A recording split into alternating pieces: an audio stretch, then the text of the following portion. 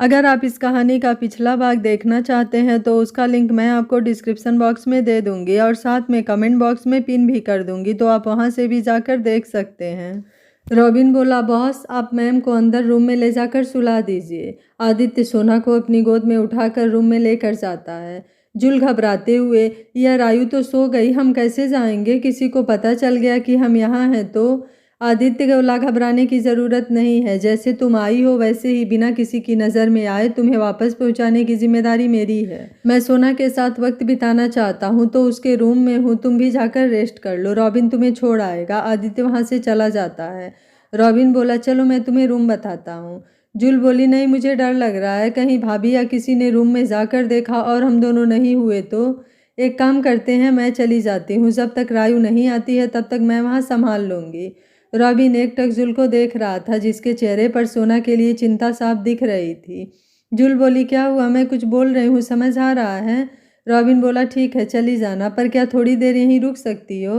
Robin ने बहुत प्यार और उम्मीद से पूछा था। जुल उसे मना नहीं कर पाई और उसके पास बैठ गई। दोनों ही काफ़ी देर तक आपस में बातें करते रहे। दोनों ने एक दूसरे को अपने बचपन के किस्से सुनाए, साथ में कॉफ़ी, खुश लग रहे थे। इधर आदित्य भी सोना के पास आ जाता है, जो सुकून से सोई हुई थी। पर आदित्य की आंखों में एक तड़प थी, सोना को पाने की तड़प। सोना अभी उसके साथ थी पर उसके पास नहीं थी। वो सोना को अपने गले लगा लेना चाहता था, उसे फील करना चाहता था, उसे बहुत प्यार करना चाहता था। पर अभी वो ऐसा नहीं कर सकता था क्योंकि सोना को पिछला कुछ याद नहीं था और अभी सोना और उसका रिश्ता वैसा बना नहीं है। सोना के इतना नज़दीक होने के बाद भी उससे जो दूरी थी वो आदित्य से सही नहीं जा रही थी, पर बस इसी बात की खुशी थी कि सोना जिंदा है, सही सलामत है और उसकी आंखों के सामने है। आदित्य की आंखों से नींद कोसों दूर थी। वो बस इन पलों को अपने पास कैद करना चाहता था, सोकर इन्हें ज़ाया नहीं करना चाहता था। सोना के नहीं रहने पर आदित्य ने कितनी ही रातें सोना की यादों में जाग कर बिताई थी। रॉबिन और जुल बातों में इतने मसरूफ थे कि रात के 3 बज गए और दोनों को पता ही नहीं चला। फिर जुल उसी रास्ते से वापस चली गई जहाँ से वो आई थी। गार्ड भी घोड़े बेचकर सो रहे थे। रॉबिन अपने रूम में और जुल अपने रूम में आ जाते हैं। दोनों एक दूसरे के बारे में सोचते सोचते सो जाते हैं। अगले दिन सुबह जुल की आंख खुलती है तो सोना उसे अपने बेड पर मिलती है, जो लेटे लेटे फ़ोन चला रही थी, या ये कहा जाए कि आदित्य से मैसेज में चैट कर रही थी। जुल हैरानी से, रायु तू यहाँ? सोना बोली, हाँ रायु नहीं, मैं सोना हूँ। जुल बोली, क्या तुझे सब कुछ याद आ गया? सोना अपना फ़ोन साइड में रखते हुए, याद तो नहीं आया है अभी, पर इतना तो समझ आ गया कि मैं रायु तो नहीं हूँ। जुल बोली, मतलब? सोना बोली, तू मेरी दोस्त है। कब से यह नहीं पता, पर दोस्त है। क्या मैं तुझ पर भरोसा कर सकती हूँ? जुल सोना के हाथ पर हाथ रखते हुए, सॉरी कि आहान के झूठ में मैंने उसका साथ दिया। पहले मैं यह सब उसके लिए ही कर रही थी, पर तेरे साथ रहने के बाद तू सच में मेरी दोस्त बन गई है। मैं आहान से ज़्यादा तुझे अपना मानती हूँ। माना कि मैंने भी तुझसे कई झूठ बोले हैं, पर तेरे अच्छे के लिए बोला है। तू मुझ पर पूरा भरोसा कर सकती है, मैं तेरा भरोसा कभी नहीं तोड़ूंगी। सोना जुल के गले लग जाती है। थैंक यू, मुझे इस समय किसी अपने की ज़रूरत थी जिस पर मैं भरोसा कर सकूं। थैंक यू कि तू मेरे पास है। जुल बोली, थैंक यू तो मुझे कहना चाहिए, मुझे इतनी अच्छी दोस्त देने के लिए। अब बता क्या हुआ और तू यहाँ कब और कैसे आई? सोना बोली, रात में मुझे नींद आ गई थी, फिर देर रात मेरी नींद खुली तो आदित्य जी मेरे सामने ही बैठे बैठे मुझे ही देख रहे थे। सच बोलूं तो उस समय मैं काफ़ी टूटी हुई थी और बहुत गुस्से में भी थी, इसलिए उठकर सीधे भाभी के पास जा रही थी उनसे जवाब मांगने। पर फिर आदित्य जी ने मुझे रोक लिया और समझाया कि बिना सबूत के उनसे बात करूंगी तो वो साफ मना कर देंगे। मुझे सबसे पहले सबूत जमा करने होंगे, पर इतने बड़े धोखे के बाद मैं आदित्य जी पर भी भरोसा नहीं कर पा रही थी। जुल बोली, तो फिर क्या हुआ? सोना बोली, फिर मैंने आदित्य जी से अपने बारे में पूछा। वो हमारी इतनी मदद कर रहे हैं तो क्या वो मुझे जानते हैं? जुल बोली, फिर? सोना बोली, फिर क्या, पहले तो वो इधर उधर की बातें कर रहे थे, पर फिर मैंने जोर देकर पूछा तब उन्होंने बताया। जुल बोली, क्या बताया? सोना बोली कि वो मुझे पहले से जानते हैं, आहान के पहले से ही। सोना बोली, और क्या? उन्होंने मेरे बचपन की बातें बताई, मेरी बचपन की फ़ोटो। उन्होंने बताया कि डॉक्टर बनना मेरा बचपन का सपना था। जुल बोली, और क्या? सोना बोली, बस इतना ही। उन्होंने कहा कि एक साथ ज़्यादा चीज़ें बताने से मुझे स्ट्रेस होगा। अगर मेरी तबीयत ख़राब नहीं हुई तो वो आज मुझे मेरी फैमिली के बारे में बताएंगे, मेरी असली फैमिली के बारे में। जुल बोली, पर तूने कहा कि तू आदित्य जी पर भी भरोसा नहीं कर पा रही है, तो फिर तू मानती है क्या कि वो जो बोल रहे हैं सच बोल रहे हैं? सोना बोली, पता नहीं, मुझे समझ में नहीं आ रहा है। उनसे मिलकर लगा तो था कि पुराना कनेक्शन है, पर जैसे कि आहान ने कहा था कि मैं अपना सब कुछ भूल चुकी हूँ, तो कोई भी इस बात का फ़ायदा उठा सकता है, और कहीं ना कहीं यह बात सच भी है और आहान पर भी लागू होती है, क्योंकि उसने भी तो मेरा फ़ायदा उठाया है। तो क्या पता आदित्य जी भी ऐसे ही हो। जुल बोली, जुल ज़्यादा नहीं बोलती है, क्योंकि आदित्य ने एक तरह से ठीक भी किया था कि वो धीरे धीरे सोना को बातें बता रहा था, ताकि उसकी मेंटल हेल्थ पर असर ना हो। सोना बोली, एक बात पूछूं? जुल बोली, हाँ पूछ। सोना बोली, तू मुझे कब से जानती है? हम दोनों कब मिले और मैं आहान से कब मिली, तुझे पता है? जुल हिचकिचाते हुए, वो हम दोनों। सोना जुल के हाथ पर हाथ रखते हुए, मुझे सिर्फ सच बताना, सिर्फ सच। जुल, आहान और मैं बचपन से दोस्त हैं, हम दोनों के घर पास में ही थे। फिर मेरे पापा का ट्रांसफ़र दूसरी जगह हो गया, तो हम लोग दूसरे शहर चले गए, पर आहान और मेरी दोस्ती नहीं टूटी, हम फिर भी टच में थे। मेरे मम्मी पापा और बहन रायू का एक्सीडेंट हो गया और उनकी मौत हो गई। आहान ने तब मुझे बहुत सपोर्ट किया, मेरा बहुत साथ दिया। फिर आहान इंडिया चला गया। आहान ने मुझे बताया था कि इंडिया में उसे किसी लड़की से प्यार हो गया है, पर अभी वो दोनों दोस्त हैं। फिर अचानक से हमारी बात बंद हो गई।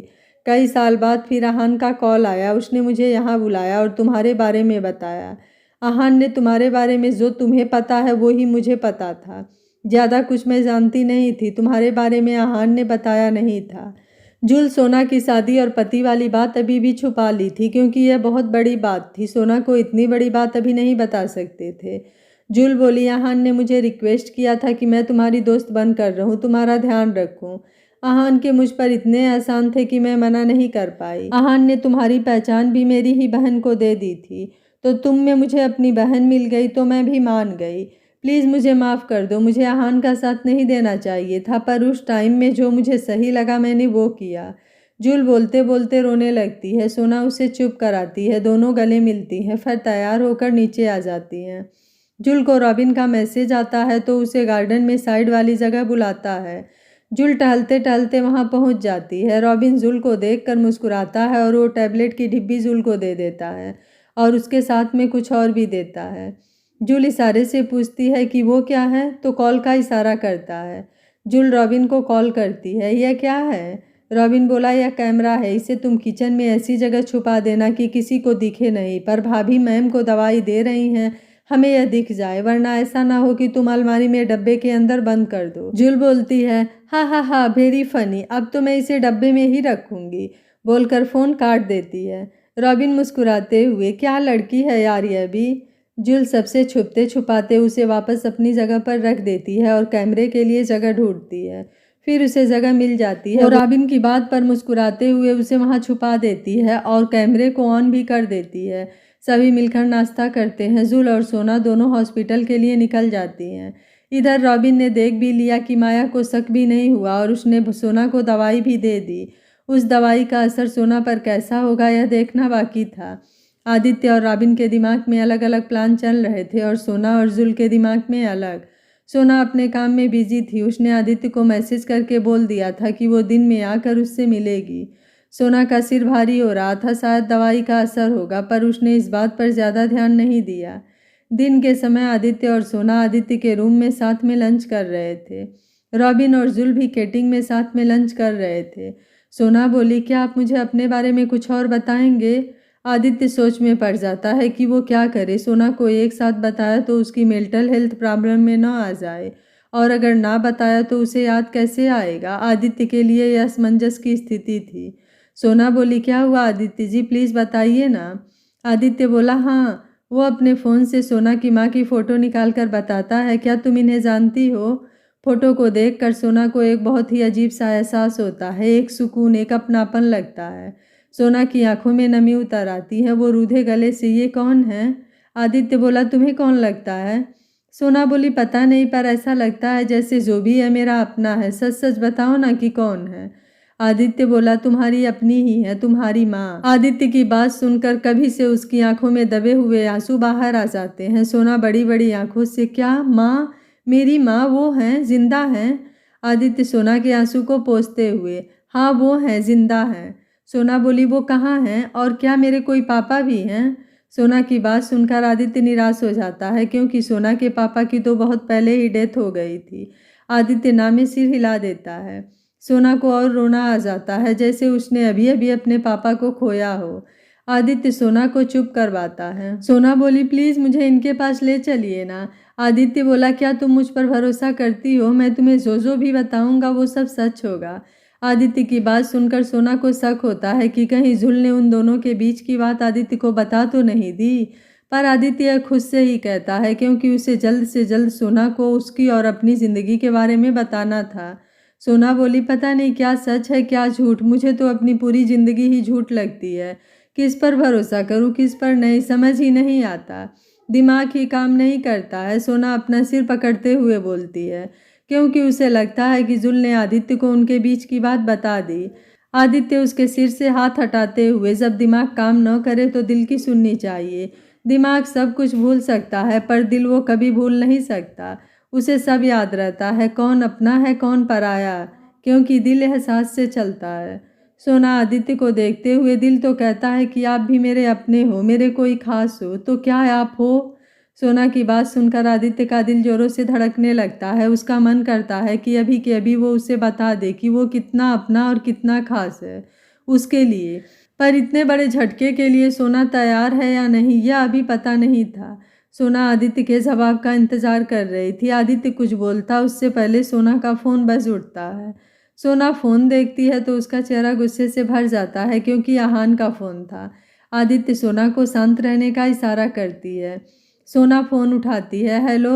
उधर से आहान बोला, हेलो रायू, मेरा बच्चा कैसा है? मैंने तुम्हें बहुत मिस किया, क्या तुमने भी किया? आहान सोना का मूड ठीक करने के लिए इतने प्यार से बोल रहा था क्योंकि वो जब गया तब दोनों की लड़ाई हो गई थी और इन 2 दिनों में आहान को टाइम भी नहीं मिला था कॉल करने का। रायू बोली, नहीं मैंने तुम्हें बिल्कुल मिस नहीं किया। सोना की बात सुनकर आदित्य को हंसी आ जाती है, वहीं आहान का चेहरा उतर जाता है। आहान बोला, अभी तक नाराज हो मुझसे? सोना बोली, नहीं मैं काम कर रही हूँ, हॉस्पिटल में हूँ। आहान बोला, ठीक है, आज शाम को घर आ रहा हूँ, तुम्हारे लिए बहुत सारी चीज़ें ली है जिससे तुम्हारा मूड एकदम अच्छा हो जाएगा। सोना बोली, ठीक है बाय। आहान बाय बोलकर फ़ोन रख देता है। आदित्य जो अभी तक हंसी कंट्रोल करके बैठा था, फ़ोन रखते ही उसकी ज़ोर से हंसी छूट जाती है। आदित्य आज काफ़ी साल बाद इतना ज़ोर से और दिल खोलकर हंसा था। सोना उसकी मासूम हंसी में कहीं खो सी गई। आदित्य ने उसकी आंखों के सामने हाथ घुमाया तो वो होश में आई। ज़्यादा हंसने की ज़रूरत नहीं है, मुझे झूठ से नफरत है। एक के बाद एक आहान के झूठ सामने आ रहे हैं, इसलिए मैं उसके साथ ऐसा बर्ताव कर रही हूँ। याद रखना, तुम भी मुझसे कोई झूठ मत बोलना, वरना यह सब तुम्हारे साथ भी हो सकता है। आदित्य बोला, नहीं नहीं, मैं तुमसे कभी झूठ, बस बहुत सी बातें हैं जो तुम्हें धीरे धीरे बताऊंगा ताकि तुम्हारे दिमाग पर ज़्यादा लोड ना पड़े। सोना बोली, ठीक है पर झूठ नहीं। आदित्य बोला, प्रॉमिस झूठ नहीं। सोना बोली, ठीक है मैं जाती हूँ, मुझे बहुत काम है, लंच टाइम कभी से ओवर हो गया है। आदित्य बोला, ठीक है, मैं कल इसी टाइम तुम्हारा इंतज़ार करूँगा, कुछ और नई बातें लेकर जो तुमसे शेयर करूँगा। सोना बोली, किसी और की फ़ोटो दिखाओगे? आदित्य बोला, पता नहीं, वो तो मैं सोचूंगा कि क्या बताऊं, फिर कल बताऊंगा। सोना बोली, ठीक है, पर कोई भी हो, बहुत अच्छा हो और कोई 2 खास बात बताना। आदित्य मुस्कुराते हुए, ठीक है, बस तुम अपना ध्यान रखना, ज़्यादा स्ट्रेस मत लेना, आज से तुम्हें टैबलेट स्टार्ट हुआ है। सोना बोली, कब? मैंने तो ली नहीं। आदित्य बोला, तुम कभी लेती नहीं हो, तुम्हें तो धोखे से दी जाती है, पर अब सही टैबलेट ही दी जाएगी। सोना को याद आता है भाभी उसे चोरी छिपे टैबलेट देती हैं, वो उदास हो जाती है। आदित्य उसके गाल पर हाथ रखते हुए, बहुत जल्द यह सब खत्म हो जाएगा और मैं तुम्हें यहाँ से दूर तुम्हारे अपनों के पास ले जाऊँगा जो सच में तुम्हारे अपने हैं, कोई धोखा या फरेब नहीं। सोना कुछ भी नहीं बोलती है और चुपचाप वहाँ से चली जाती है। दोनों दिन भर हॉस्पिटल में काम करती हैं और शाम को ड्राइवर के साथ घर चली जाती हैं। सोना आज खुश थी क्योंकि उसने अपनी माँ की फ़ोटो देखी थी। वो जुल को इस बारे में बताती है। उसे कैसा लगा देखकर। दोनों बातें करते करते घर पहुंच जाती हैं। दोनों कार से उतरकर अंदर आती हैं तो उन पर गुलाब के फूलों की बारिश होती है। दोनों ही हैरान हो जाती हैं। फिर सामने से आहान चल कर आता है जिसके चेहरे पर बड़ी सी मुस्कुराहट थी। आहान को देखकर सोना का गुस्से से पारा चढ़ जाता है। वहीं जुल को 1 मिनट के लिए सुकून मिलता है, पर अगले ही पल वो अपना सिर झटक कर खामोशी से आहान को देखती है। आहान आगे बढ़कर जुल को साइड कर देता है, जो जुल को तो क्या सोना को भी अच्छा नहीं लगता। आहान बोला, कैसा लगा मेरा सरप्राइज? सोना बोली, मैं बहुत थक गई हूँ, रूम में जा रही हूँ रेस्ट करने। आहान बोला, प्लीज़ सोना 2 मिनट के लिए रुक जाओ। सोना बोली, हाँ बोलो। आहान बोला, मैं जानता हूँ कि तुम मुझसे नाराज़ हो, मैं मानता भी हूँ कि मेरी कुछ गलती थी, पर मैं तुमसे माफ़ी मांगता हूँ ना। तुम अपने मम्मी पापा की फ़ोटो देखना चाहती थी ना। जुल और सोना दोनों ही हैरानी से देखती हैं। आहान बोला, देखो मैं लेकर आया हूँ स्पेशली तुम्हारे लिए, ताकि तुम उनको ज़्यादा मिस ना करो, और करो तो वो फ़ोटो देख लो। फिर वो एक सर्वेंट को इशारा करता है और वो एक बड़ी सी फ़ोटो फ्रेम लाकर आहान के सामने खड़े हो जाते हैं। आहान खुश होते हुए, देखो मैं तुम्हारे लिए क्या लाया हूँ। सोना को बहुत आश्चर्य होता है। आहान आगे बढ़कर फ्रेम पर से कवर हटा देता है, तो सामने एक पति पत्नी की फ़ोटो थी जो साथ में बहुत अच्छे लग रहे थे। दोनों के चेहरे की मुस्कुराहट बता रही थी कि दोनों साथ में खुश हैं। जुल फोटो देखकर हैरान रह जाती है। सोना जुल को सवालिया नज़रों से देखती है। आहान बोला, क्या हुआ, पहचाना नहीं? ये तुम्हारे मम्मी पापा की फ़ोटो है। तुम कह रही थी ना कि तुम अपने पास्ट के बारे में जानना चाहती हो, तो लो, या लो तुम्हारे मम्मी पापा से मिलवा रहा हूँ। मैं तुम्हें ऐसे ही मिलवा सकता हूँ क्योंकि तुम तो जानती हो कि वो इस दुनिया में नहीं है। जुल हैरानी से आहान को देख रही थी कि वो कितनी सफाई से झूठ बोल रहा है। सोना आगे बढ़कर उस तस्वीर को गौर से देख रही थी। वो दोनों साथ में अच्छे ज़रूर लग रहे थे, पर उनसे वो लगाव महसूस नहीं हुआ था जो आदित्य ने फ़ोटो दिखाई उससे हुआ था। एक बार फिर आदित्य आहान से जीत गया था, एक बार फिर आहान का झूठ पकड़ा गया था। सोना कुछ नहीं बोलती है और चुपचाप ऊपर अपने रूम में चली जाती है। आहान ने यह सब सोना के लिए किया था ताकि उसे अच्छा लगे। इतने दिन से वो ठीक से बात नहीं कर रही थी और ऊपर से अपने पास्ट के लिए जिद भी कर रही थी। उसे लगा था यह देखकर वो खुश होगी, पर उसका कोई भी रिएक्शन ना देखकर आहान को समझ नहीं आया कि क्या हुआ, उसे अच्छा लगा या नहीं। जुल भी सोना के पीछे पीछे जाने लगी। तभी आहान जुल का हाथ पकड़कर उसे रोक लेता है। जुल हैरानी से आहान को देख रही थी। आहान गुस्से से, रायू को यह बिल्कुल पता नहीं चलना चाहिए कि यह तुम्हारे माँ बाप की तस्वीर है, वरना मुझसे बुरा कोई नहीं होगा। और पता करके बताओ कि अभी उसके दिमाग में क्या चल रहा है, वो उससे खुश है या नहीं। आहान की पकड़ जुल के हाथ पर कसती जा रही थी। जुल की आंखों में नमी उतर आई। जुल हाँ में गर्दन हिलाती है और आहान से अपना हाथ छुड़वा कर ऊपर चली जाती है। जुल अपने हाथ को देखती है जिस पर आहान की उंगलियों के निशान छप चुके थे। जुल अपने हाथ पर हाथ फेरती है, उसकी आंखों से आंसू बह निकलते हैं। जुल अपने आंसू पोंछकर कमरे में जाती है। सोना चुपचाप बैठी हुई थी। जुल बोली, क्या हुआ, तू ऐसे क्यों बैठी है? सोना बोली, मुझे समझ नहीं आता है दुनिया में ऐसे लोग क्यों हैं, क्यों किसी की मजबूरी का फ़ायदा उठाते हैं। उन्हें एक बार भी यह ख्याल नहीं आता कि जब उन्हें सच पता चलेगा तो उनका कितना दिल दुखेगा। जुल बोली, तू मानती है कि वो तेरे मम्मी पापा नहीं हैं? वो जो भी हैं बहुत अच्छे हैं, साथ में बहुत प्यारे भी लग रहे हैं, पर पता नहीं क्यों उनमें वो अपनापन महसूस नहीं हुआ जो मुझे आदित्य जी के दिखाए फ़ोटो से हुआ था। वो औरत सच में मुझे मेरी अपनी माँ लगी थी।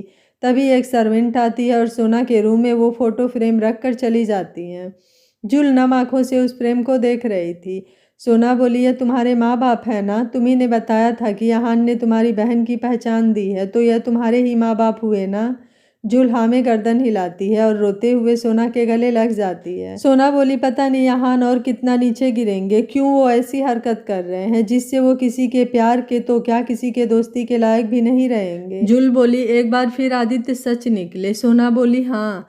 जुल बोली, अब क्या करेंगे? सोना बोली, धीरे धीरे सब कुछ पता करेंगे। वो मुझे कौन सी दवाई दे रहे थे, मैंने तुम्हें पता करने के लिए बोला था, तुमने पता किया?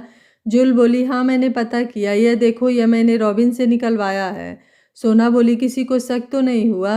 जुल बोली, नहीं, मैंने उसके फ़ोन से निकाली है, यह फाइल रॉबिन को इस बारे में नहीं पता है।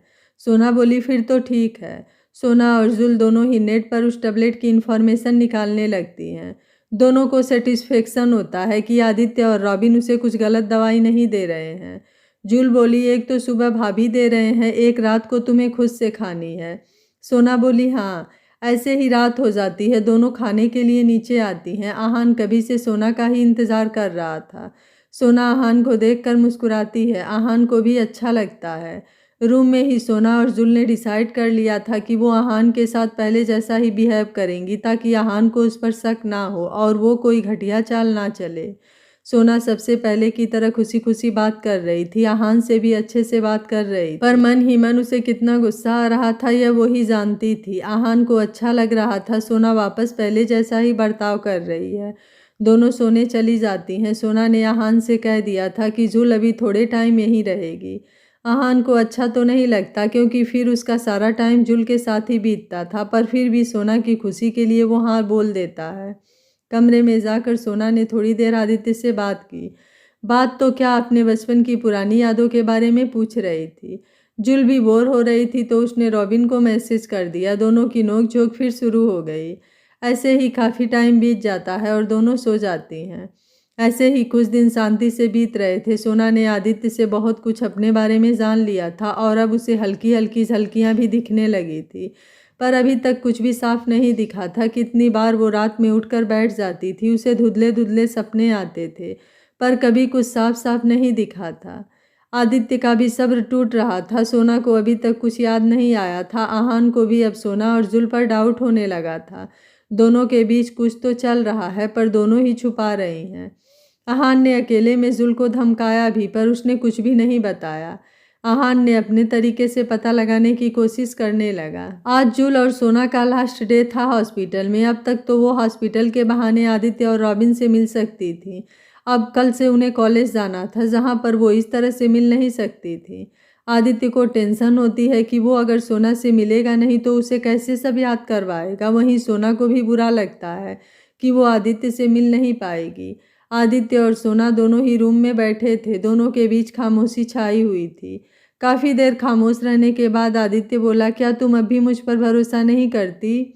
आदित्य उम्मीद भरी नज़रों से सोना की तरफ देखते हुए बोलता है। आदित्य के सवाल से सोना सोच में पड़ जाती है। आदित्य बोला, मतलब तुम मुझ पर भरोसा नहीं करती? सोना बोली, ऐसा नहीं है कि मैं तुम पर भरोसा नहीं करती या नहीं करना चाहती, मैं खुद परेशान हूँ। मुझे समझ नहीं आ रहा है। मैं चाहती हूँ कि तुमने जो बताया वो सब सच हो, पर कहीं ना कहीं मुझे डर लगता है मैं एक झूठी दुनिया से निकलकर कहीं दूसरी झूठी दुनिया में ना चली जाऊँ। मुझे डर है कि यह सब फिर से झूठ ना निकले, आप झूठ ना निकलो। इसलिए मुझे यह जो चल रहा है वो अच्छा लगता है, मुझे सुकून मिल रहा है। मुझे डर लगता है कि कहीं यह सब टूट ना जाए, मैं एक बार फिर टूट ना जाऊं। सोना बोलते बोलते रोने लगती है। आदित्य आगे बढ़कर सोना को चुप कराता है। क्या तुम मुझ पर इतना भरोसा तो करती हो कि बिना कोई सवाल जवाब करे मेरे साथ चल सकती हो? सिर्फ कुछ देर के लिए, मैं फिर तुम्हें यहीं छोड़ दूंगा। एक आखिरी बार मेरे साथ चलो। सोना हमें गर्दन हिलाती है। आदित्य सोना को लेकर जाने लगता है। रॉबिन बाहर ही बैठा हुआ था। आदित्य बोला, चलो। रॉबिन बोला, कहाँ? आदित्य बोला, आज सोना को पूरा सच बताऊंगा। रॉबिन बोला, बॉस ये जल्दी नहीं होगा, कहीं मैम को कुछ? बोलते हुए रॉबिन रुक जाता है क्योंकि आदित्य उसे घूर कर देखता है। रॉबिन चुपचाप चलने लगता है। वो लोग जुल को भी अपने साथ ले लेते हैं। आदित्य सोना को लेकर वहीं आता है जहाँ वो पहली बार जुल को लेकर आए थे। जुल यह जगह जानी पहचानी थी। जुल को सोना की फिक्र हो रही थी क्योंकि अब उसे पूरा सच पता चलने वाला था। आदित्य और अपने बारे में जानकर सोना पता नहीं कैसे रिएक्ट करेगी, यह सोच सोचकर वो घबरा रही थी। आदित्य सोना को रूम में लेकर जाने लगता है। जुल और रॉबिन भी आने लगते हैं तो आदित्य उन्हें रोक देता है, रूम बंद कर देता है। जुल को और घबराहट होने लगती है। रॉबिन बोला, रिलैक्स, बॉस हैं मैम के साथ में, वो उन्हें संभाल लेंगे, हमसे ज़्यादा उन्हें चिंता है मैम की। आदित्य और सोना दोनों अंदर रूम में रहते हैं। सोना को पता नहीं था कि आदित्य उसे क्या बताने वाला है, पर रॉबिन की बातों से वो इतना तो समझ गई थी कि जो भी है वो बहुत बड़ा है और उसे संभाल पाना मुश्किल होगा। सोना अंदर ही अंदर घबरा रही थी।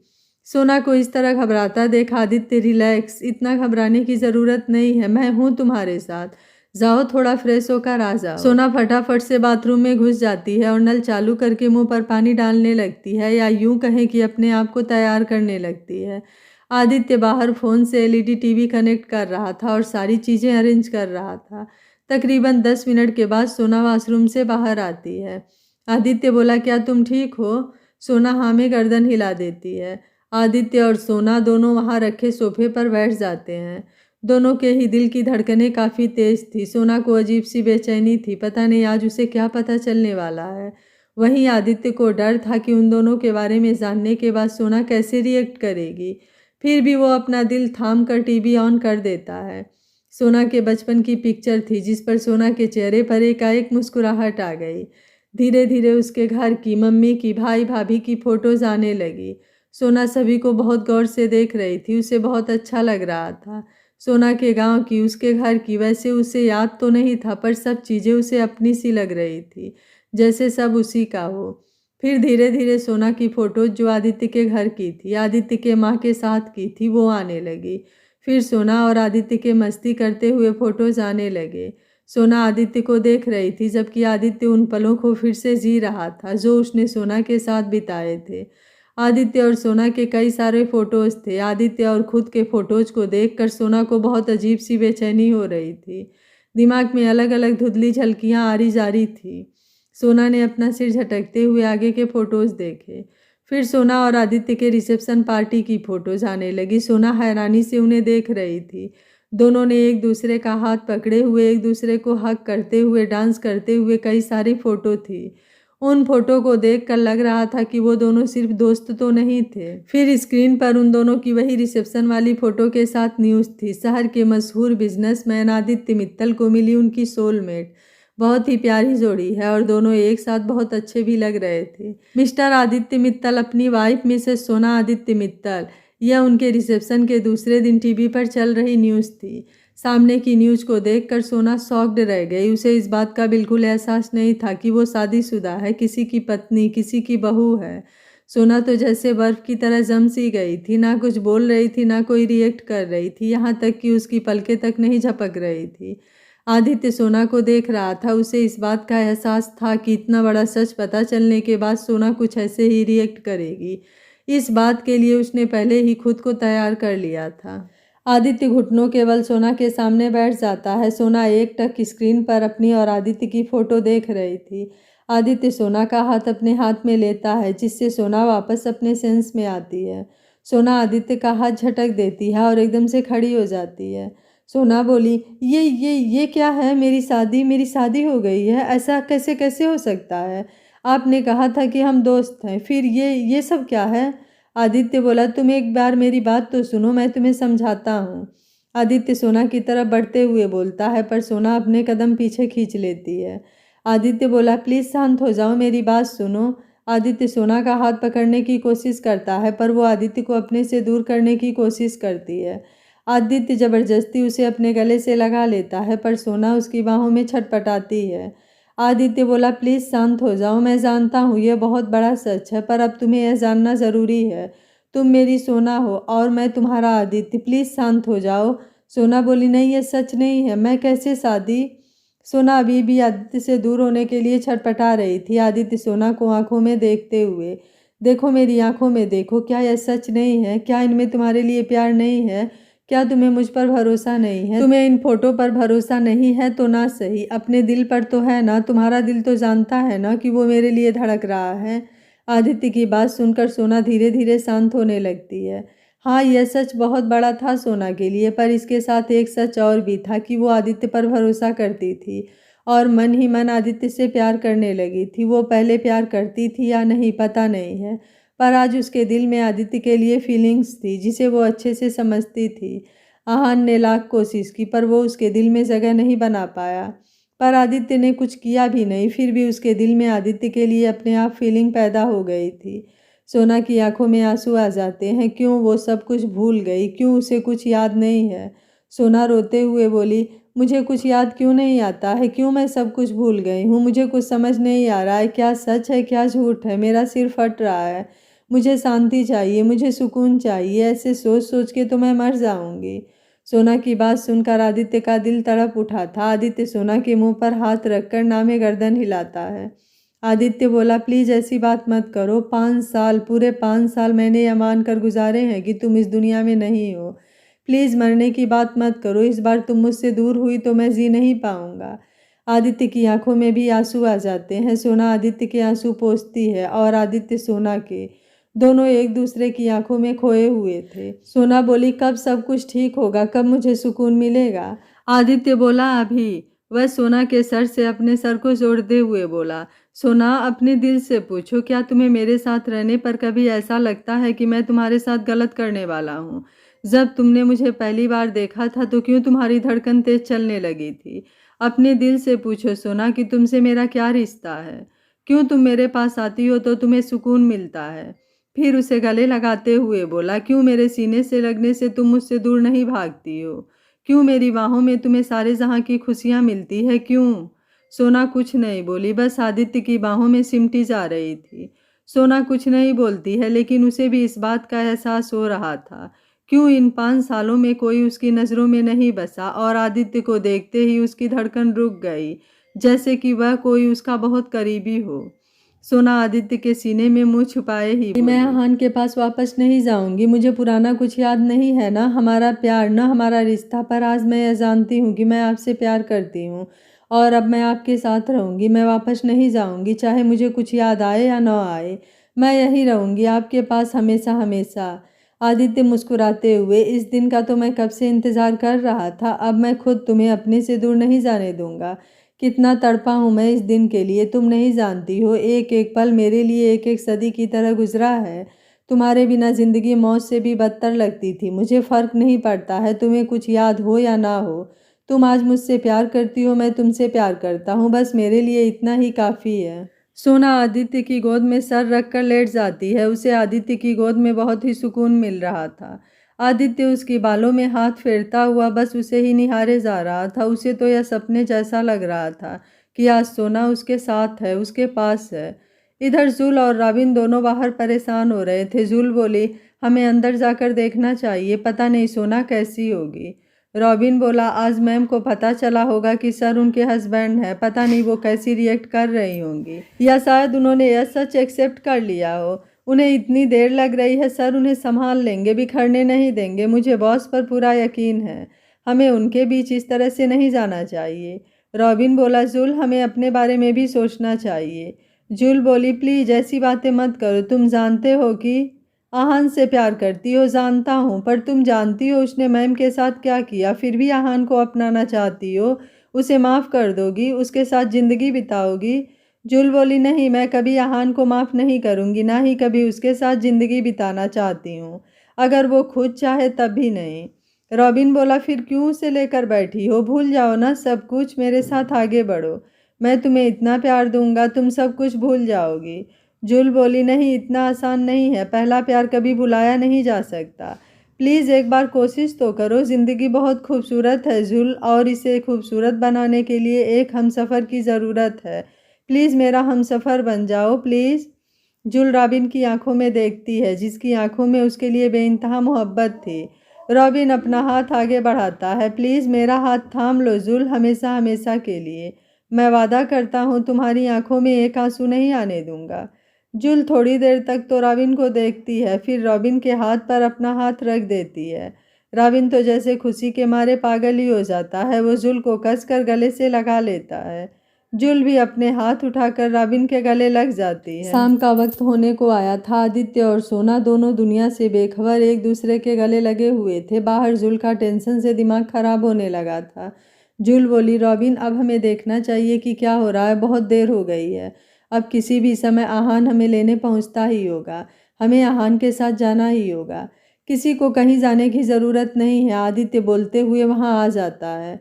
जुल बोली, पर सोना आकर जुल के गले लग जाती है। सोना, तू भी जानती थी मेरी शादी के बारे में? जुल अपनी नज़रें झुका लेती है। सोना बोली, तू भी मेरे साथ ऐसा कैसे कर सकती है जुल? जुल बोली, मैं क्या करूं, मैं मजबूर थी। आहान ने मुझे बताया कि तेरे पति ने ही तुझे मारने की कोशिश की है। अगर उसे पता चल गया कि तू जिंदा है तो वो तुझे फिर से मारने की कोशिश करेगा। अब तू ही बता मैं क्या करती। और जब आदित्य से मिली तब मुझे कुछ और पता चला। फिर रॉबिन ने कहा कि तुझे एक साथ सब बता देंगे तो तेरी हेल्थ पर इसका बुरा असर हो सकता है। मैं नहीं चाहती थी कि तेरी तबीयत बिगड़े, इसलिए सब छुपाया। प्लीज़ मुझे माफ़ कर दे। जुल रोने लगती है। सोना उसे चुप कराती है। सोना बोली, नहीं, आई एम सॉरी, मेरे लिए तूने क्या कुछ नहीं किया और मैं ही तुझे सुनाने लगी। दोनों ही रोने लगती हैं। रॉबिन बोली, अरे बस, मैम की याददाश्त आ गई, हमें इस बात की खुशी मनानी चाहिए और आप दोनों आंसू बहा रही हो। जुल हैरानी से, क्या? सोना बोली, नहीं रॉबिन, आप गलत समझ रहे हैं। मेरी याददाश्त वापस नहीं आई है। वो तो मैंने सारी वीडियो और फोटोज़ देखे, उसमें मुझे तब पता चला कि मेरी शादी हो गई है। रॉबिन उदास हो जाता है। जुल बोली, तो तू मानती है कि आदित्य जो बोल रहा है सच बोल रहा है? सोना आदित्य को देखते हुए, मुझसे ज़्यादा मेरा दिल मानता है। कुछ फैसले इंसान को दिल से लेने चाहिए। मैंने भी अपने दिल की बात मानकर आदित्य जी पर भरोसा किया है। मैं मानती हूँ कि आदित्य जी जो बोल रहे हैं सच बोल रहे हैं। जुल बोली, तुझे भरोसा है तो मुझे तेरे भरोसे पर भरोसा है, पर अब आगे क्या? सभी आदित्य को देखते हैं। आदित्य बोला, सोना अब वापस उस आहान के पास नहीं जाएगी। जुल बोली, पर फिर आहान? आदित्य बोला, यह सोना है, कोई रायु नहीं, तो वो इसे गलत तरीके से अपने पास नहीं रख सकता है। मैं सोना को लेकर जल्द से जल्द इंडिया चला जाऊंगा। रॉबिन बोला, हाँ यह सही है, हम इंडिया में आहान को अच्छे से सबक सिखा सकते हैं। जुल, पर सोना का पासपोर्ट वो तो आहान के पास होगा ना? आदित्य बोला, मैंने सोना का असली पासपोर्ट इंडिया से मंगवा लिया है, उसे किसी फेक नाम और पासपोर्ट की ज़रूरत नहीं है। रॉबिन जुल से बोला, तुम भी अपना पासपोर्ट ले आओ, तुम भी हमारे साथ चल रही हो। जुल बोली, मैं? रॉबिन बोला, अभी तुमने मुझे हाँ कहा था, तो क्या मेरे बिना यहाँ रहोगी? रॉबिन की बात सुनकर सोना हैरानी से, क्या तुम दोनों मेरे पीठ पीछे छुपके क्या बात है? सोना की बात सुनकर जुल के गाल शर्म से लाल लाल हो जाते हैं। रॉबिन बोला, आहान कुछ करे इससे पहले हमें आज ही इंडिया के लिए निकल चलना चाहिए, वो मैम को ढूंढता रह जाएगा। आदित्य बोला, ऐसे नहीं, वो मुझसे बिना बताए मेरी सोना को मुझसे दूर ले गया था, पर मैं उसे बता कर ले जाऊंगा। इधर आहान बहुत परेशान हो रहा था। वो सोना और जुल को लेने हॉस्पिटल आया था, पर दोनों का ही कहीं कुछ पता नहीं था। वो दोनों सुबह से गायब थी। आहान सोना को लेकर बेचैन हो रहा था। एक तो वैसे भी इतने दिनों से उसका बर्ताव अजीब था, अब यहाँ आकर उसे और भी बातें पता चली। आहान सीधा अपने ऑफिस गया और अपने खबरी को फ़ोन कर बुलाया। थोड़ी देर में वो पहुँच भी गया। आहान बोला, मैंने तुम्हें रायु के बारे में पता करने के लिए बोला था ना, कुछ पता चला? वो आदमी बोला, हाँ सर, मैं आज आपको फ़ोन करने ही वाला था। आहान बोला, क्या पता चला, जल्दी बताओ। वो आदमी बोला, दोनों मैडम दो आदमियों से काफ़ी दिन से मिल रही हैं, कई बार हॉस्पिटल से भी अचानक गायब हो जाती हैं। मैंने पता किया कि वो पीछे वाले रास्ते से कहीं जाती हैं। और क्या? आहान गुस्से से चीखते हुए बोला। वो आदमी, मैंने पता किया है कि उनमें एक बहुत अमीर आदमी है और दूसरा उसके अंडर काम करता है, और वो बीमारी का नाटक करके बहुत दिन से हॉस्पिटल में ही रह रहे थे। आहान ने फ़ोटो निकाल कर उसे बताता है, क्या उनमें से एक आदमी यह है? वो आदमी फ़ोटो देखते हुए, हाँ सर, यही है, यही तो है, आप जानते हैं। वो आदमी इतना ही कहता है कि आहान उसे एक ज़ोरदार थप्पड़ जड़ देता है। वो आदमी सुन्न हो जाता है। आहान बोला, यह आदित्य है, इतने दिन से यह मेरी सोना के साथ था, तू मुझे अब बता रहा है? आहान गुस्से में पागल हुए जा रहा था। उसने एक झटके में अपनी टेबल पर रखा सारा सामान नीचे फेंक दिया। वो आदमी भी आहान के गुस्से से डर रहा था। आहान गुस्से से बोला, आदित्य, एक बार फिर तू मुझसे मेरी सोना को छीनने की कोशिश कर रहा है, पर मैं उसे खुद से दूर जाने नहीं दूंगा। अब तू देख कि मैं क्या करता हूँ। आहान गुस्से में इधर उधर टहल रहा था कि उसके फ़ोन पर अननोन नंबर से फ़ोन आता है। आहान पहले तो फ़ोन काट देता है, पर फ़ोन दोबारा बजने लगता है। आहान गुस्से में फ़ोन उठाता है। आहान बोला, कौन है? उधर से किसी के हंसने की आवाज़ आती है। आहान की भौहें सिकुड़ जाती है, क्योंकि यह जानी पहचानी आवाज़ थी। क्या हुआ दोस्त, इतनी जल्दी भूल गया? आदित्य, आहान गुस्से से बोला। आदित्य बोला, वाह यार, पहचान लिया। आहान गुस्से से, मेरी सोना कहाँ है? आदित्य यह सुनकर इतना गुस्सा होता है कि जैसे वो अभी आहान की जान ही ले ले। आदित्य बोला, सोना जिसकी है उसी के पास है, और वो हूँ मैं।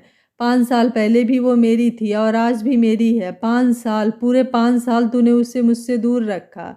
उसकी याददाश्त भी नहीं थी, पर फिर भी वो मेरी ही थी। एक दिन के लिए भी वो कभी तेरी नहीं हो पाई, तो किस हक से तू उसे अपनी बोल रहा है? आहान बोला, देख, तुझे जो चाहिए वो ले ले, मैं अपना सब कुछ तुझे देने को तैयार हूँ, तू बस मुझे सोना दे दे। आदित्य बोला, हमेशा से तू ऐसा ही करता है ना, इंसान को खिलौना समझता है, किसी की ज़िंदगी से इतनी आसानी से खेल लेता है। अरे वो एक इंसान है, कोई चीज़ नहीं कि मैं उसे बेच दूँ और तू उसे खरीद ले। पर तुझे यह बात कभी समझ नहीं आएगी। कॉलेज में भी तूने सारा के साथ ऐसा ही किया था, तेरी वजह से उसकी पूरी ज़िंदगी बर्बाद हो गई। तुझे क्या लगता है मुझे नहीं पता कि तूने क्या किया है? उसी के बाद से मैं तुझसे दूर रहने लगा था। आहान बोला, पुरानी फालतू की बातें मत करो, मुझे अभी अपनी रायु से बात करना है, मेरी बात करा। आदित्य बोला, सोना? सोना आदित्य मित्तल नाम है उसका। इतने में ही सोना भी बोल पड़ती है, अब बात करने को बचा क्या है आहान? मैंने तुम्हें अपना दोस्त माना, तुमने मेरे साथ दुश्मनों से भी बदतर हरकत की। अरे वो तो मुँह पर होते हैं जो होते हैं, तुमने तो पीठ पीछे छुरा घोंपा है। तुम किसी के साथ ऐसा कैसे कर सकते हो? किसी की ज़िंदगी कैसे बर्बाद कर सकते हो? आहान बोला, रायू, नहीं सोना, मेरी बात सुनो, मैं तुम्हें सब बताता हूँ। तुम इसके साथ कभी खुश नहीं थी। यह तुम्हें बहुत परेशान करता था, बहुत रुलाता था। इसने कभी तुमसे प्यार नहीं किया, तुम इस पर बोझ थी। इसे तो बस अपनी साली। आहान इतना ही बोलता है कि आदित्य फ़ोन कट कर देता है। आदित्य बोला, बहुत बकवास सुन ली इसकी, अब और नहीं, हमें चलने की तैयारी करनी चाहिए। वो सोना को वहाँ से ले जाता है। रॉबिन जाने के अरेंजमेंट देखने लगता है। आहान का फ़ोन स्पीकर पर था। आदित्य, सोना, रॉबिन और जुल चारों उसकी बात सुन रहे थे। सोना ने ज़्यादा ध्यान नहीं दिया, पर जुल को आदित्य का इस तरह हड़बड़ाकर फ़ोन काटना अजीब लगा। आहान किसी साली का नाम ले रहा था। जुल के दिमाग में यही चल रहा था। तकरीबन 1 घंटे के बाद जुल के फ़ोन पर मैसेजेस आते हैं। जुल मैसेज ओपन करती है, उसमें फ़ोटोज़ थी। वो एक के बाद एक फ़ोटो ओपन कर रही थी। उसकी हैरानी बढ़ती जा रही थी, उसे कुछ समझ नहीं आ रहा था। फिर एक और मैसेज आता है, तुमने देखे जुल वो फ़ोटो? तुम लोग आदित्य को जितना सीधा समझ रहे हो वो उतना सीधा नहीं है। तुमने वो फ़ोटो देखी जिसमें वो अपनी गर्लफ्रेंड शालिनी के साथ था और सोना चुपचाप उदास सी साइड में खड़ी थी। तुम्हें अगर सब कुछ जानना है तो मुझसे आकर मिलो। शालिनी का नाम पढ़कर जुल, मतलब आहान, शालिनी के बारे में बताने वाला था और आदित्य ने फ़ोन कट कर दिया। जुल एक एक फ़ोटो को गौर से देखती है। जुल अपना सिर पकड़कर वहीं बैठ जाती है। जुल, क्या सच है क्या झूठ, मुझे कुछ समझ नहीं आ रहा है। कभी लगता है आदित्य सच बोल रहा है तो कभी लगता है आहान। आदित्य ने इस लड़की के बारे में कुछ नहीं बताया। इन फोटो को देखकर तो लगता है कि यह दोनों बहुत क्लोज हैं और बेचारी सोना, वो कैसे पीछे खड़ी है। तो क्या आहान सही बोल रहा है? और यह इसमें सोना आहान के साथ कितनी अच्छी लग रही है। पर जो आदित्य ने फोटो बताए उसका क्या? उसमें भी तो सोना आदित्य के साथ कितना खुश लग रही है। पर यह फोटो इन्हें भी तो नहीं झुठला सकती। क्या करूं क्या नहीं, मुझे कुछ समझ में नहीं आ रहा है। मैं एक बार फिर सोना के साथ गलत नहीं होने दे सकती हूँ। मुझे आहान से मिलना ही होगा, सब कुछ जानना होगा। पर इसमें खतरा हुआ तो क्या मुझे रॉबिन को बताना चाहिए? पर अगर उसे बताया तो वो मुझे कभी जाने नहीं देगा। क्या करूं, कुछ समझ नहीं आ रहा है। पर कुछ भी हो, सच तो जानना होगा सोना के लिए। और वैसे भी आहान मेरा दोस्त है, वो मुझसे गुस्सा हो सकता है, मुझे नुकसान नहीं पहुंचा सकता है। मुझे आहान से मिलकर सब कुछ जानना ही होगा। जुल बाहर निकलती है तो आदित्य के गार्ड, मैम आप रात में कहाँ जा रही हैं? सर ने किसी को भी अकेले जाने को मना किया है। जुल बोली, अरे वो सोना के लिए है तो मैं तो जा ही सकती हूँ, और मुझे अपना पासपोर्ट लेने जाना है। गार्ड बोला, नो मैम, हम एक बार सर से बात करते हैं, उन्होंने किसी को भी जाने के लिए बाहर मना किया है। गार्ड रॉबिन को कॉल करता है तो वो 2 गार्ड को जुल के साथ जाने को बोलता है। जुल मन में सोची, कहाँ फंस गई। जुल उन गार्ड को लेकर अपने घर जाती है। वो गार्ड को बाहर ही रुकने को बोलती है पर वो गार्ड नहीं मानता है। फिर जुल अपना पासपोर्ट और ज़रूरी सामान पैक करती है। जुल बोली, आप 2 मिनट बाहर जाएंगे, मुझे कपड़े बदलने हैं। गार्ड बोला, ठीक है पर जल्दी कीजिएगा, आपका इस तरह बाहर घूमना सेफ नहीं है। जुल बोली, जी। गार्ड बाहर चला जाता है। जुल मन में, क्या करूं, कहाँ जाऊं, बाहर यह लोग हैं, जा भी नहीं सकती, क्या करूं, विंडो भी छोटी है। जुल बाथरूम में देखती है, फिर बाथरूम की विंडो को देखती है जिसके कांच की स्लाइड लगी हुई थी। वो धीरे धीरे उन्हें निकालती है और उसमें से बाहर कूद जाती है और जल्दी से कैब लेकर वहाँ से निकल जाती है। जुल मन में सोच रही है, मैंने कोई गलती तो नहीं कर दी, पर क्या करूं, मुझे आदित्य का सच भी तो पता करना है। मैं एक बार फिर सोना को धोखा खाते हुए नहीं देख सकती थी। अब जो भी होगा देखा जाएगा। जुल आहान की बताई हुई लोकेशन पर पहुंच जाती है। खाली पड़ी बिल्डिंग को देखकर उसे थोड़ा डर लगता है पर वो हिम्मत करके आगे बढ़ती है। आहान चुपचाप एक चेयर नीचे किए हुए मुंह बैठा हुआ था। इतने बड़े हॉल में वो अकेला था। जुल डरते हुए आहान आहान जुल को देखता है और फिर सिर झुका लेता है। जुल बोली, आहान तुम यहाँ क्यों हो, और यह सब फोटोज, इनका क्या मतलब है, मुझे समझ नहीं आ रहा है। और तुमने झूठ क्यों बोला? आहान बिना कुछ बोले चुपचाप बैठा था। जुल आहान के पास पहुंच जाती है। जुल, बोलो ना आहान, क्या है यह सब और क्यों तुमने इतने झूठ बोले? जुल आगे कुछ बोलती इससे पहले आहान एक जोरदार थप्पड़ उसके गाल पर मारता है जिसको वो संभाल नहीं पाती और लड़खड़ा कर गिर जाती है। जुल आंखों में आंसू लिए आहान को देखती है। आहान बोला, क्या क्या देख रही हो, ऐसे मैंने झूठ बोले तो? आहान बोला, क्या क्या देख रही हो ऐसे, मैंने झूठ बोले तो मेरी यह सजा है कि मेरी सोना को मुझसे दूर कर दिया। और तूने तूने कितने झूठ बोले, उसका क्या? मेरी सोना को मेरे खिलाफ भड़काया, उसे मुझसे दूर किया। पल पल मुझसे झूठ बोला, उसका क्या? मुझे मेरे झूठ की सज़ा मिल रही है तो तुझे भी तेरे झूठ की सज़ा मिलनी चाहिए ना। जुल बोली, ठीक है, मार लो और मार लो, पर मुझे सच सच बता दो, यह आदित्य और शालिनी के बारे में क्या है? ये सच है या झूठ? आहान हंसते हुए, क्या तुझे भी सोना से प्यार हो गया है जो उसकी इतनी फिक्र कर रही है? गुस्से में आहान एक और थप्पड़ जुल को मार देता है जिससे वो बेहोश हो जाती है। आहान बोला, सबको सज़ा मिलेगी, मौत से भी बदतर सज़ा मिलेगी। मेरी सोना को मुझसे अलग करने की कोशिश की है ना, सब अपनी जान से जाएंगे। जुल के बेहोश होते ही आहान के आदमी वहां आ जाते हैं और जुल को उठाकर चेयर से बांध देते हैं। जुल बेहोश थी, उसके बाल बिखरे हुए थे, दोनों गालों पर आहान के थप्पड़ के निशान थे, होठों के किनारे से खून निकल रहा था। आहान जुल का फोटो लेता है और बोलता है, अब तो तुम्हें मेरे पास आना ही होगा। मैं जानता हूँ तुम्हारा दिल कितना कमज़ोर है, तुम किसी को भी ऐसे नहीं देख सकती हो, इसे बचाने तुम्हें आना ही होगा। आहान जुल के फोटो सोना को भेज देता है। सोना आदित्य के साथ ही थी। अपने फ़ोन में जुल के फ़ोटो देखकर सोना के होश उड़ जाते हैं, उसके हाथ से फ़ोन छूटकर नीचे गिर जाता है। सोना को इस तरह देख आदित्य सोना का फ़ोन देखता है तो उसे भी बहुत हैरानी होती है। वो रॉबिन को कॉल करता है। आदित्य, कहाँ हो तुम? रॉबिन घबराते हुए, वो जुल का कुछ पता नहीं चल रहा है, उसे ढूंढ रहा हूँ। आदित्य बोला, मुझे पता है वो कहाँ है, तुम जल्दी से मेरे पास आओ। रॉबिन बोला, ओके बॉस, मैं अभी आता हूँ। रॉबिन जल्दी से घर पहुँचता है। सोना का रो रो कर बुरा हाल हो जाता है। रॉबिन बोला, कहाँ है जुल, क्या हुआ है? सोना को इस तरह देखकर उसे भी थोड़ा डर लगता है। आदित्य सोना का फ़ोन रॉबिन को देता है। रॉबिन जुल को इस हाल में देखकर तड़प उठता है, वो ज़ोर से चीख पड़ता है, जुल। रॉबिन बोला, बॉस, जुल किसके पास है? क्या उसे आहान ले गया है? हम उसे आहान से छुड़ाना ही होगा। आदित्य बोला, हमारी फ़्लाइट 2 घंटे में है, हम निकल रहे हैं, यह सब आहान और जुल की प्लानिंग है। मैं किसी के लिए भी सोना को उस आहान के पास नहीं जाने दूंगा। रॉबिन हैरानी से, बॉस और जुल? आदित्य बोला, उसे कुछ नहीं होगा, आहान को सोना चाहिए, जब सोना ही यहाँ नहीं होगी तो वो जुल को छोड़ देगा। तुम चाहो तो रुक सकते हो, उसे लेकर आ जाना। रॉबिन बोला, बॉस आप ऐसे निर्दयी कैसे हो सकते हो? मैंने कभी सपने में भी नहीं सोचा था उस लड़की ने हमारी इतनी मदद की और आप उसे इस हालत में छोड़कर जाने को बोल रहे हो। आदित्य बोला, तो क्यों है वो उसके पास? क्या ज़रूरत थी उसे जाने की? गार्ड ने मुझे सब बताया है, वो खुद भागी है। क्या पता उसे आहान पर दया आ गई हो और वो वापस उसके साथ मिल गई हो। यह सब नाटक हो। आहान ने सोना को बुलाया है, मैं किसी भी हाल में सोना को जाने नहीं दूंगा। सोना गुस्से से, बस आदित्य जी, मैं जानती हूँ कि आप मुझसे प्यार करते हैं और आपको मेरी फिक्र है, पर मैं जुल को इस तरह छोड़कर नहीं जा सकती हूँ। उसने हमेशा मेरा ध्यान रखा है, मेरा साथ दिया है और आज उसे ज़रूरत है तो मैं उसे छोड़कर चली जाऊँ? ऐसा नहीं हो सकता। मैं जुल को लिए बिना कहीं नहीं जाऊँगी। आदित्य बोला, तुम गलती कर रही हो, यह सब एक ट्रैप है। सोना बोली, मैं जानती हूँ, यह आहान ने जानबूझकर किया है और जुल को उसमें फंसाया है, पर आपने उसकी हालत देखी है, उसे कितनी बुरी तरह टॉर्चर किया गया है। नहीं, मैं जुल को आहान से छुड़वा कर ही रहूँगी। चलो रॉबिन, हम चलते हैं। रॉबिन और सोना जाने लगते हैं। आदित्य बोला, रुको, ऐसे बचा कर लाओगे तुम उसे? तुम जाओगे और आहान को बोलोगे तो वो जुल को छोड़ देगा?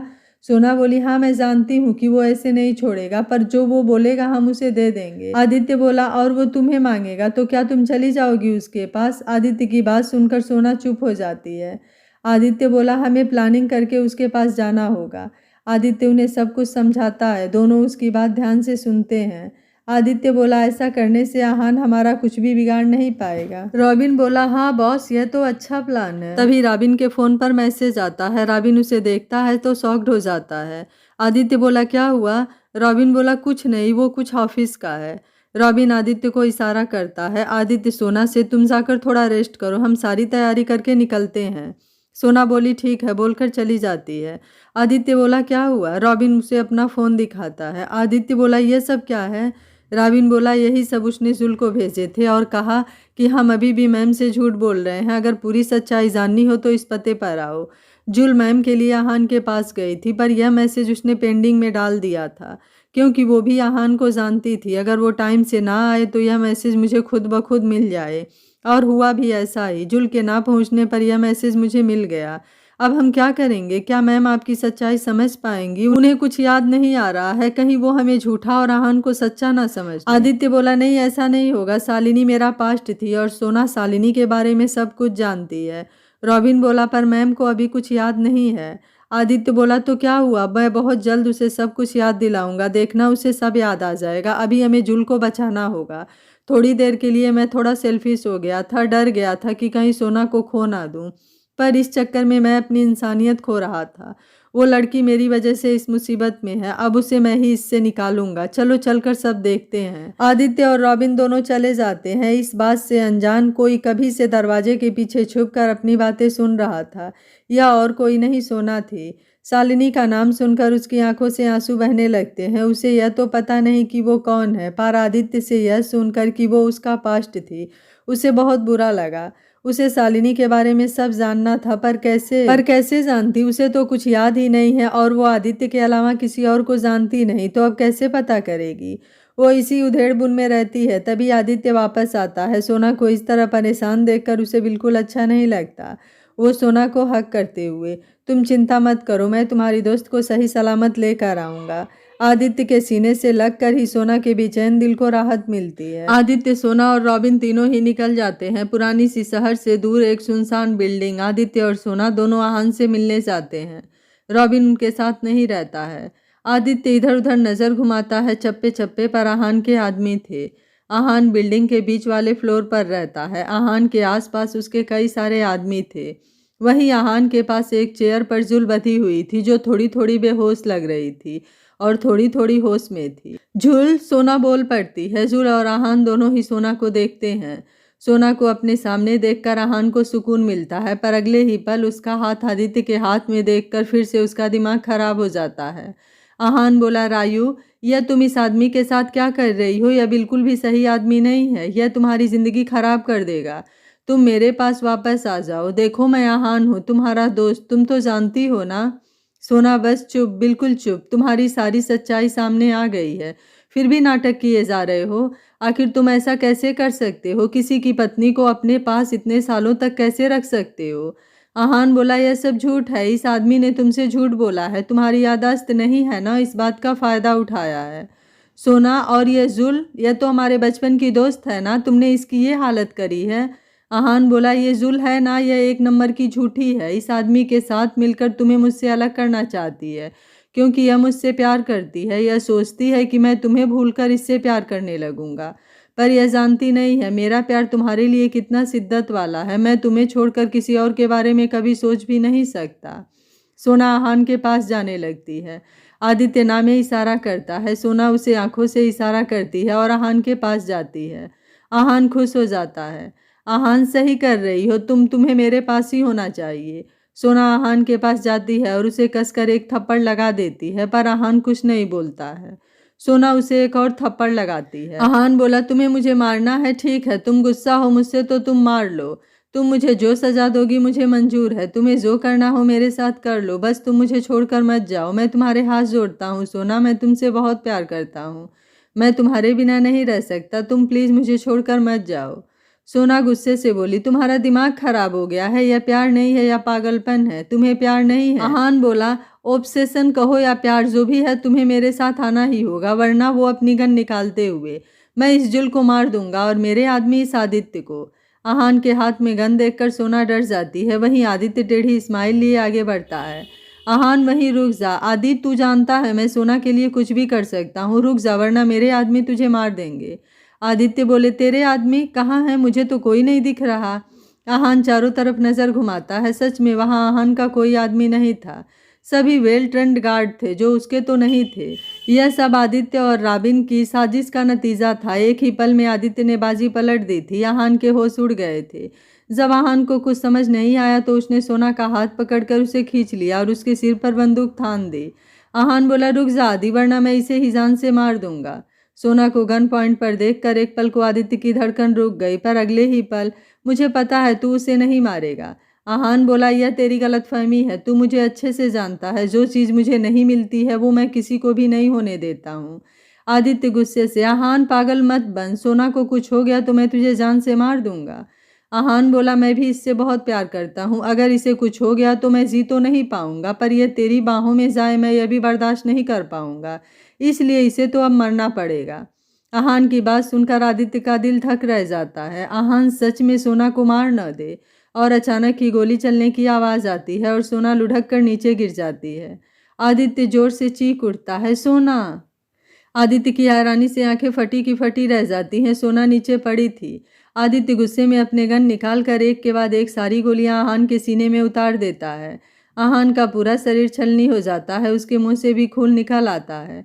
आहान लड़खड़ा कर वहीं गिर जाता है। आदित्य आहान के पीछे देखता है तो रॉबिन गन लिए खड़ा था। फिर वो सोना को देखता है जो गोली के चलने की आवाज़ से ही डरकर बेहोश हो गई थी। आदित्य दौड़ कर जाता है और सोना को संभालता है। फिर वो रॉबिन और आहान को देखता है। असल में गोली आहान ने नहीं, रॉबिन ने चलाई थी, वो भी आहान के हाथ पर, जिससे उसने गन पकड़ी हुई थी। और उसी आवाज़ सुनकर सोना बेहोश होकर गिर गई। आदित्य को लगा आहान ने सोना पर गोली चलाई तो उसने भी अपने गन की सारी गोली आहान के सीने में उतार दी। जुल आंखों में आंसू लिए आहान के निर्जीव शरीर को देख रही थी। रॉबिन बोला, चलिए सर, मैम को लेकर हॉस्पिटल चलते हैं, यहाँ का सब गार्ड संभाल लेंगे। आदित्य सोना को लेकर चला जाता है। रॉबिन जुल के हाथ पैर की रस्सियां खोलता है। जुल दौड़कर आहान के पास जाती है और फुट फुट कर रोने लगती है। रॉबिन जुल के कंधे पर हाथ रखकर, बुरे कर्मों का अंजाम भी बुरा ही होता है। हमने कभी नहीं सोचा था कि हम इसे यह सजा देंगे, पर इसकी किस्मत ने यह सजा इसके लिए लिखी थी, तो हम क्या करें। जुल रोते हुए, आहान सोना से बहुत प्यार करता था, पर वो यह नहीं जानता था कि प्यार का मतलब आज़ादी है, किसी को कैद करना नहीं। प्यार किसी के चाहने या ना चाहने से नहीं होता है, वो तो बस हो जाता है।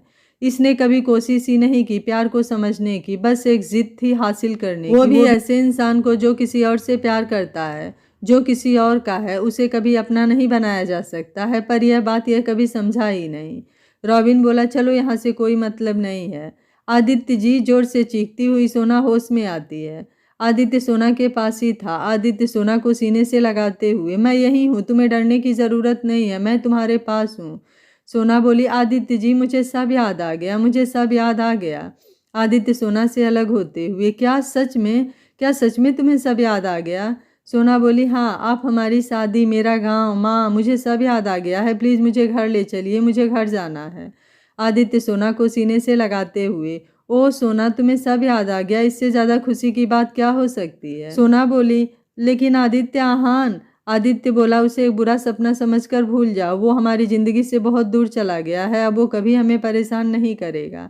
सोना अपना सिर पकड़कर दर्द से कराते हुए, आह। आदित्य बोला, क्या हुआ सोना। सोना बोली, वो मेरा सिर दर्द से फट रहा है। आदित्य जल्दी से डॉक्टर को बुलाता है। डॉक्टर सोना को चेकअप करते हैं। आदित्य बाहर बेसब्री से डॉक्टर का वेट कर रहा था। डॉक्टर बाहर आते हैं। आदित्य बोला, क्या हुआ डॉक्टर, सोना कैसी है, उसे कुछ हुआ तो नहीं ना। डॉक्टर बोले, डरने की कोई बात नहीं है, उन्हें सब याद आ गया है, तो थोड़ा दिमाग पर स्ट्रेस पड़ा है, इसलिए सिर दर्द करने लगा है। हमने उन्हें इंजेक्शन दिया है, थोड़ी देर रेस्ट करेंगी तो उन्हें आराम मिल जाएगा। आदित्य बोला, डॉक्टर, क्या मैं सोना को इंडिया ले जा सकता हूँ। डॉक्टर बोले, वैसे तो आप ले जा सकते हैं, पर मेरी बात माने तो 8-10 दिन और उनका ट्रीटमेंट होने दीजिए। उन्होंने याददाश्त वापस आने की हाई डोज वाली टैबलेट खाई है, तो थोड़ा ऑब्जर्वेशन में रखेंगे तो ठीक रहेगा। 15 दिन बाद इंडिया में। सोना बोली, आपने बताया तो नहीं ना कि हम आ रहे हैं। आदित्य बोला, नहीं, मैंने बताया नहीं, समझ नहीं आ रहा था कि कैसे बताता उन्हें, शायद कुछ समझ नहीं आता, इसलिए सोचा तुम सीधे उनसे मिल ही लो। सोना बोली, क्या आपने मेरी माँ, भाई और भाभी को भी बुलाया है। आदित्य बोला, उन्हें बुलाने की ज़रूरत नहीं है, वो यहीं माँ के साथ ही रहते हैं। सोना बोली, क्या। आदित्य बोला, हाँ, तुम्हारे जाने के बाद बहुत कुछ हुआ है, आराम से बताऊंगा। सोना और आदित्य दोनों घर के लिए निकल जाते हैं। अनुराधा जी बोली, मुझे तो समझ में नहीं आ रहा है, या आदि ने ऐसा क्यों बोला कि सब घर पर रहना, कुछ ज़रूरी बात करनी है। क्या बात होगी, कोई परेशानी तो नहीं होगी ना। इतने दिनों से वो इंडिया में नहीं है, आखिरी बार जब मिला था तो बहुत उखड़ा उखड़ा था, पता नहीं क्या होगा। शांति जी बोली, तू आराम से बैठ जा, वो बस आते ही होंगे, अभी पता चल जाएगा कि क्या बात है। तेरे ऐसे टेंशन लेने से कुछ पता नहीं चलेगा, तेरी तबीयत खराब हो जाएगी, वो अलग। तभी कार रुकने की आवाज़ आती है। शांति जी के दिल को अचानक ही ठंडक महसूस होती है, और हो भी क्यों ना, बच्चे की आहट एक माँ अच्छे से पहचान सकती है। शांति जी अपने दिल पर हाथ रखते हुए, मेरी गुड़िया, मेरी सोना। तभी दरवाजे पर आदित्य खड़ा था। सभी आदित्य को देख रहे थे कि आदित्य के पीछे से सोना सामने आती है। सभी सोना को देखकर साग ढो जाते हैं, किसी को अपनी आंखों पर विश्वास नहीं होता है। शांति जी आगे बढ़कर सोना के पास आती हैं और उसे ऊपर से नीचे तक छूने लगती हैं। उनकी आंखों से आंसू छलछला जाते हैं। वो अपने कांपते हाथों से सोना को छूती हैं। जैसे यकीन करने की कोशिश कर रही हूँ कि यह उनकी ही बेटी है। अपनी माँ को देखकर सोना की भी आंखें भर आती है। सोना अपनी माँ के सीने से लग जाती है। शांति जी को तो अभी भी समझ में नहीं आता है कि यह उनकी सोना है। सोना बोली, क्या हुआ माँ, आपने मुझे पहचाना नहीं क्या? शांति जी आदित्य को देखते हुए, क्या यह सच में हमारी सोना है? आदित्य बोला, यह खुद आपके सामने है, आपको फिर भी यकीन नहीं हो रहा? शांति जी बोली, दिन भर में कई बार ऐसे भ्रम होते हैं। यह मेरे सामने होती है, मुझसे बातें करती है, पता ही नहीं चलता कि सच है या सपना। अभी भी समझ नहीं आ रहा है कि यह सच है। आदित्य मुस्कुराते हुए, तो यकीन कर लीजिए यह सच है, यह सोना है, हमारी सोना, जिसे किसी ने हमसे बहुत दूर कर दिया था, पर मैं इसे वापस लेकर आया हूँ हमारी दुनिया में। शांति जी कसकर सोना को गले से लगा लेती हैं। अनुराधा जी भी धीरे धीरे सोना के पास आती हैं। सोना बोली, माँ आप कैसी हैं? अनुराधा जी बस एक टोक सोना को देखी जा रही थी। सोना अनुराधा जी को गले से लगा लेती है। दोनों एक बार फिर गले मिलकर बहुत रोते हैं। सोना फिर अपने भाई भाभी से मिलती है। सभी के मन में हजारों सवाल थे जो वो आदित्य और सोना से जानना चाहते थे। आदित्य सबको चुप रहने का इशारा करता है। आदित्य बोला, सोना चलो रूम में रेस्ट कर लो, इतनी लंबी फ्लाइट थी ना, थक गई होगी। सोना बोली, हाँ सिर तो दुख रहा है। आदित्य बोला, तो चलो रूम में। सोना सबसे मिलकर रूम में चली जाती है। आदित्य सोना को छोड़कर बाहर आता है। सभी ने आदित्य से सवालों की झड़ी लगा दी थी। आदित्य ने सभी को शुरू से बताया। सभी यहान के बारे में जानकर बहुत हैरान हुए। कोई किसी को पाने के लिए इतना गिर सकता है, किसी ने कभी ऐसा सोचा भी नहीं था। पर अब सब खुश थे, उन्हें उनकी सोना जो मिल गई थी। आदित्य ने भी अनुराधा जी और शांति जी से माफ़ी मांगी। सोना के दुख में उसने उन्हें बहुत दुख दिए थे। वो दोनों भी माँ थी, आदित्य का दुख अच्छे से समझती थी। दोनों ने ही आदित्य को माफ़ कर दिया। ऐसे ही हंसी खुशी दिन बीत रहे थे। जुल बहुत उदास थी तो राबिन उसे इन सब से दूर ले गया था कुछ दिन के लिए, ताकि वो यह सब कुछ भूल सके। सोना अपने भतीजे लड्डू के साथ मस्ती कर रही थी। वो भाग रही थी और लड्डू उसे पकड़ रहा था कि अचानक ही भागते भागते सोना गिर जाती है और बेहोश हो जाती है। आदित्य रूम से नीचे आ ही रहा था कि सोना को बेहोश देखकर उसके होश उड़ गए। वो जल्दी से सोना को लेकर रूम में गया और डॉक्टर को कॉल किया। आदित्य बेचैनी से इधर उधर घूम रहा था। डॉक्टर सोना का चेकअप कर रही थी। घर के बाकी लोग भी परेशान थे। सभी को सोना की चिंता थी। अभी सोना पूरी तरह से रिकवर नहीं हुई थी। तभी डॉक्टर बाहर आती हैं। आदित्य बोला, डॉक्टर अब कैसी है सोना? कोई परेशानी वाली बात तो नहीं है ना? हमें उसे हॉस्पिटल तो एडमिट नहीं करना है ना?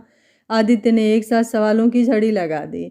डॉक्टर मुस्कुराते हुए, एडमिट तो करना होगा पर अभी नहीं, 9 महीने बाद। आदित्य बोला, 9 महीने बाद क्यों? अभी परेशानी है तो अभी ही। वो इतना ही बोलता है कि फिर उसे समझ आता है कि डॉक्टर क्या बोलने की कोशिश कर रही हैं। वो हैरानी और खुशी के मिले जुले भाव से डॉक्टर को देखता है। डॉक्टर भी हाँ में सिर हिलाते हुए, जी मिस्टर मित्तल, आप पिता बनने वाले हैं, आपकी वाइफ प्रेग्नेंट है। डॉक्टर की बात सुनकर आदित्य की खुशी का ठिकाना नहीं था। वही हाल बाकी सबका भी था। अनुराधा जी और शांति जी एक दूसरे से गले मिलकर बधाई दे रही थी। दोनों बहुत खुश थी, खुश हो भी क्यों ना। दोनों ही दादी और नानी बनने वाली थी। सोना के भाई भाभी भी सोना के लिए बहुत खुश थे। आदित्य बोला, क्या मैं सोना से मिल सकता हूँ और उसे कोई परेशानी तो नहीं है ना? डॉक्टर बोले, जी ज़रूर, बस इस बात का आप ज़रूर ध्यान रखिएगा कि उन्हें ज़्यादा स्ट्रेस ना हो और वह ज़्यादा काम ना करे और हो सके जितना आराम करे और खुश रहें।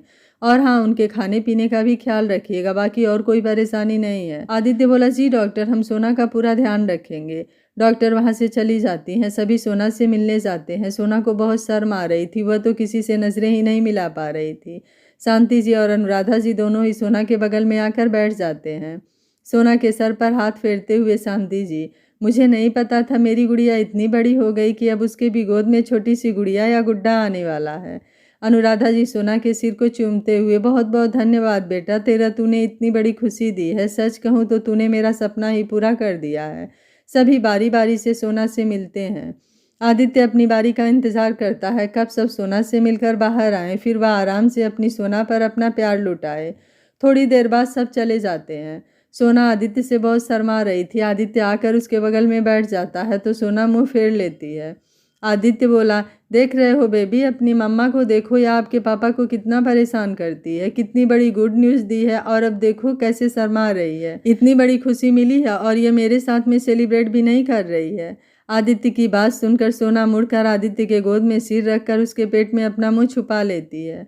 आदित्य प्यार से सोना का सिर सहलाता है। सोना आदित्य को देखती है। आदित्य सोना के माथे को चूमते हुए, आज तुमने मुझे जिंदगी की सबसे बड़ी खुशी दी है, मैं बहुत खुश हूँ। सोना बोली, मैं भी। ऐसे ही दिन बीत रहे थे। आदित्य और बाकी सब बहुत अच्छे से सोना का ध्यान रखते थे। सोना आदित्य को बहुत परेशान करती थी, बहुत नखरे दिखाती थी। आदित्य भी उसके हर नखरे खुशी से उठाता था, फिर चाहे रात में उठकर उसके लिए कुछ बनाना हो या बाहर ले जाकर कुछ खिलाना हो। सोना के मूड स्विंग भी बहुत होते थे। कभी वो अचानक रोने लगती तो कभी खुश हो जाती, कभी थक जाती तो कभी उदास हो जाती, या बात बात पर आदित्य से नाराज हो जाती। आदित्य बिना गुस्सा किए उसके बदलते मूड स्विंग में उसे संभालता था। अब जुल और रॉबिन भी वापस आ गए थे। जुल के आने से सोना बहुत खुश थी। जुल रॉबिन के साथ उसके अपार्टमेंट में रहती थी। दोनों ने अभी शादी को लेकर कुछ डिसाइड नहीं किया था, क्योंकि जुल को अभी वक्त चाहिए था। रॉबिन उसके जज्बातों की कद्र करता था, इसलिए उसने भी जुल पर कोई दबाव नहीं डाला था, पर पहले से अब उनकी नज़दीकियाँ और बढ़ गई थी। देखते ही देखते सोना के 8 महीने पूरे हो गए थे। अब 9वां महीना लग गया था। सभी सोना का बहुत ध्यान रखते थे, एक पल के लिए भी उसे अकेला नहीं छोड़ते थे। रात के 2 बजे अचानक सोना चिल्लाते हुए उठती है। आदित्य घबराते हुए, क्या हुआ, दर्द हो रहा है, हॉस्पिटल चलें? सोना को बहुत तेज दर्द हो रहा था। सोना की आवाज़ सुनकर घर के बाकी सब उठ गए थे। दर्द के मारे सोना की आंखों से आंसू आने लगे थे। शांति जी बोली, आदित्य जी, हमें अभी हॉस्पिटल के लिए निकलना होगा। सभी सोना को लेकर हॉस्पिटल जाते हैं। सोना को काफ़ी दर्द हो रहा था। आदित्य सोना के साथ लेबर रूम में ही था। सोना ने कसकर आदित्य का हाथ पकड़ रखा था। आदित्य प्यार से सोना का सिर सहला रहा था, उसे हिम्मत दे रहा था। बाहर सभी सोना को दर्द भरी चीखें सुनकर बेचैन हो रहे थे कि अचानक बच्चे की किलकारी सुनकर सभी के चेहरे पर सुकून भरी मुस्कुराहट आ गई। आदित्य अपने बच्चे को देख रहा था। आदित्य सोना के सर पर हाथ फेरते हुए, तुम्हारा बहुत बहुत शुक्रिया मेरी ज़िंदगी में आने के लिए और मुझे इतनी खुशी देने के लिए। आज शांति जी और अनुराधा जी भगवान का धन्यवाद करते नहीं थक रही थी। बहुत बहुत शुक्रिया मेरे बच्चों की ज़िंदगी में इतनी खुशियां भरने के लिए।